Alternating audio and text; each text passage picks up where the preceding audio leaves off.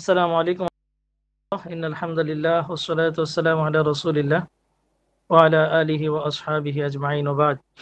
মহান রব্বুল আলামিনের দরবারে শুকরিয়া যে মহান আল্লাহ আমাদের সবাইকে আবার একটি অনলাইন ভিত্তিক আরবি ভাষা শিক্ষা কোর্সে জয়েন হওয়ার তৌফিক দিয়েছেন, আলহামদুলিল্লাহ।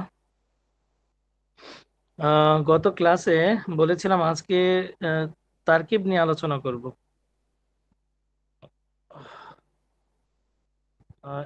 আমরা একটু ইবারতগুলো পড়ে নিই ইনশাআল্লাহ, তারপরে ইনশাআল্লাহ তারকিব নিয়ে আলোচনা করব। শুরুতে মুসা, আপনি একটু পড়া শুরু করুন। হাদা কিতাবুন থেকে পড়া শুরু করুন। হাদা কিতাবুন, এখান থেকে। স্ক্রিন দেখা যাচ্ছে?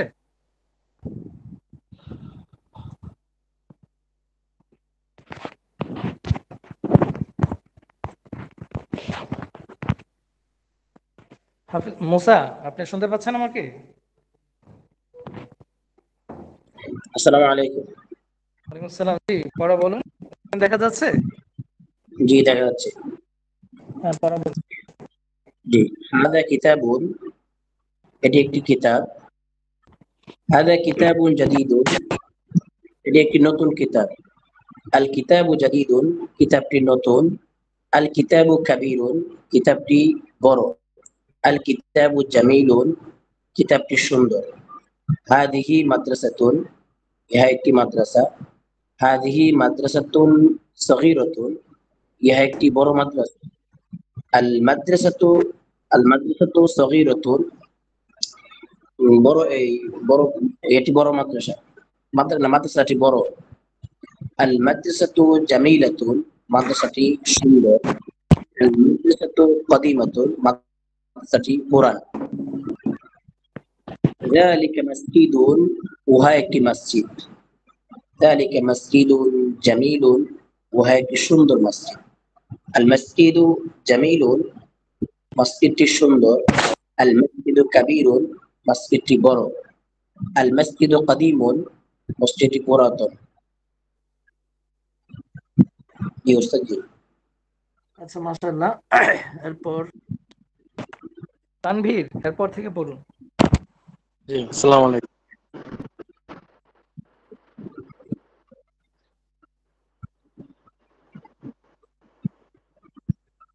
আল রাজুলু শরীফুন,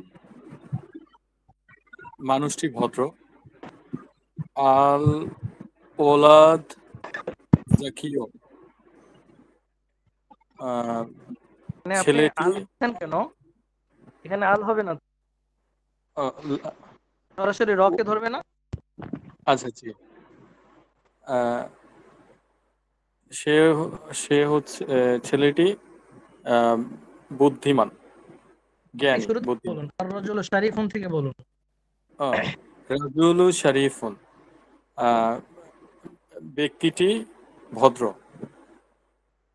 ওলাদ জাকিয়ুন, ছেলেটি বুদ্ধিমান এখানে আল বা হবে, হ্যাঁ, জ্ঞানী। আল ওয়ালাদ। আচ্ছা, আল ওয়ালাদু জাকিয়ুন। আল বিনতুন আল জাকিয়া। বিনতু, আল আলিফ লাম বিনতু আসতে জাকিয়া, শেষে এক পেশ হয়, হ্যাঁ, শব্দের শেষে এক পেশ হয়, শুরুতে আলিফ লাম। মেয়েটি বুদ্ধিমতী। আল আল হবে না, এখানে আত হবে, এখানে তকে ধরবে। আতিফলু, আতাফিলু আতিফলু। জামিল। আতিফলু জামিল। আতিফলু জামিল মানে সুন্দর। তাফতিফলু মানে শিশুটি সুন্দর। শিশুটি সুন্দর। আতিফলু সাগীরুন, শিশুটি ছোট। আতিফলা জামিলাতুন, মেয়ে আতিফলাত, শিশুটি। আতিফলা আতিফলাহ আতিফলি জামিলাতুন। আতিফলাতু, ও আতিফলাতু জামিলাতুন, শিশুটি সুন্দরী। আতিফলাতু সাগীরাতুন, শিশুটি ছোট। আন আল আল আল তামিদু আতিলমিদু, আতিলমিদু মুজাহিদুন, মুজতাহিদুন। মুজদাহিদুন ছাত্রটি পরিশ্রমী। আচ্ছা, আল ধন্যবাদ। মোহাম্মদ সাফিউল, আপনি বলুন। আসসালামু আলাইকুম। হ্যাঁ, বিসমিল্লাহির রহমানির রহিম। আত-তিলমিযাতু আত-তিলমিযাতু মুজতাহিদুন মুজতাহিদাতুন। মুজতাহিদাতুন আত-তিলমিযাতুন মুজতাহিদাতুন। তিলমিজাত হবে? তিলমিযাতু আত-তিলমিযাতু মুজতাহিদাতুন ছাত্রীটি পরিশ্রমী। হাযা বাবুন ওয়াসিউন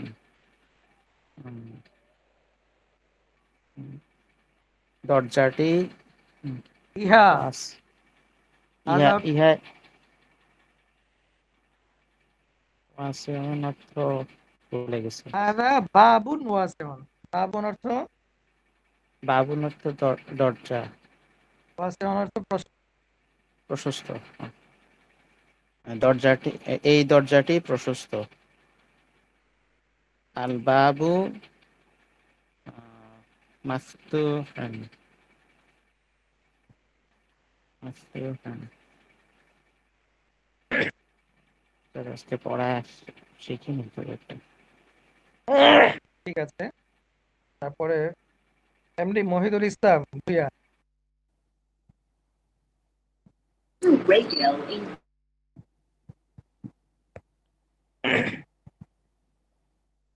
মহিদুল ইসলাম পড়া শিখেছেন?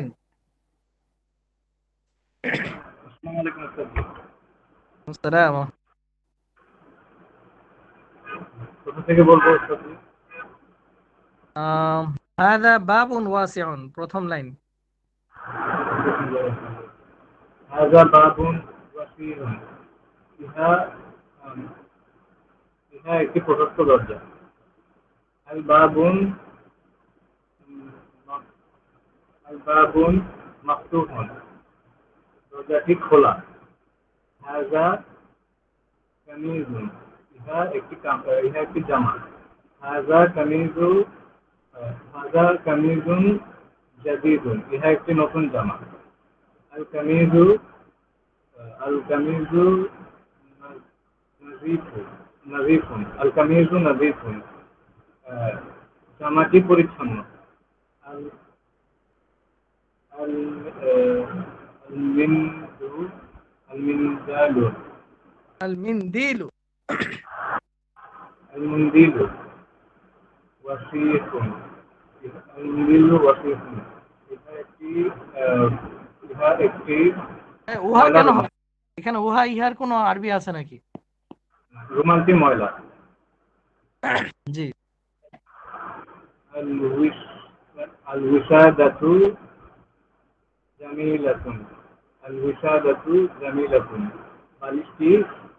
বালিশটি সুন্দর। রাশিদুন রাশিদুন মুআল্লামু রাশিদ মুআল্লিম, রাশিদ আচ্ছা, একজন শিক্ষক। ধন্যবাদ, মাশাআল্লাহ, জাযাকাল্লাহ। ঠিক আছে, আমরা সামনে চলে যাই। বিসমিল্লাহির রহমানির রহিম। এখানে কিছু আরবি আছে, আপনারা এগুলো পড়ে নেবেন নিজেরা।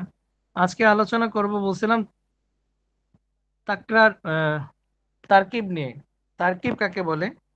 তারকিব মানে হচ্ছে শব্দ বিন্যাস। কোন শব্দটাকে গ্রামারে কি বলে? স্বাভাবিকভাবে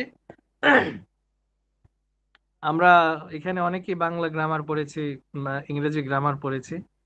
তো আমরা আরবি যারা শিখছি এখানে আসলে আহ, আরবি শব্দার্থই সব কিছু না, বরং শব্দগুলো কোথায় কোন ক্ষেত্রে কিভাবে বসেছে এটা জানা উচিত। যেমন আমি ইতিপূর্বে আপনাদের প্রত্যেককেই বলে থাকি যে শব্দের শেষের হরকতটাকে স্পষ্ট করা।